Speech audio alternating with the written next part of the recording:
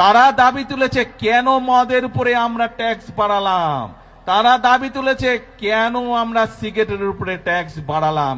এই তাদের দুঃখ। আমরা যেমন মানুষের নিত্য প্রয়োজনীয় জিনিসের ওষুধ, বিভিন্ন চিকিৎসার বিষয়ের ট্যাক্স কমিয়ে দিয়েছি যাতে সেগুলোর দাম কমে যায়, যাতে মানুষ স্বস্তিতে থাকতে পারে।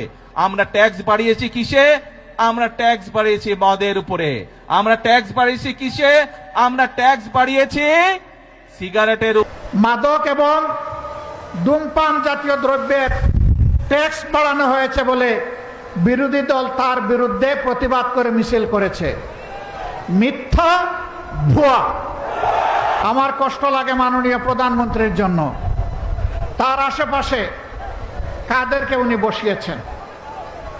উনি কুমিল্লায় এসে পিজেড দেন, ফরিদপুরে গিয়ে সয়াবিন তেল দেন, তিনি দিনাজপুরে গিয়ে আম উপহার দেন, সিলেটে গিয়ে ৯.৫ ঘন্টা উপহার দেন,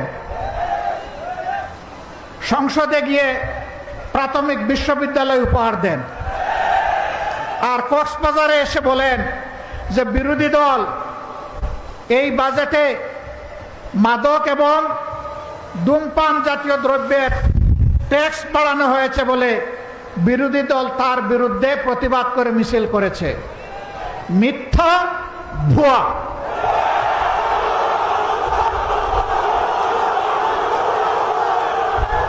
বিরোধী দলের কেউ এটা করে নাই। আমার করুণা লাগে।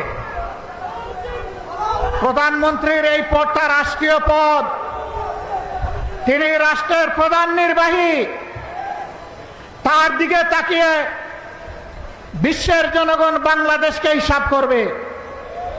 তার মুখ দিয়ে যদি অনবরত এই সমস্ত ভুলভাল কথা বের হতে থাকে, বাংলাদেশ লজ্জিত হবে, ক্ষতিগ্রস্ত হবে।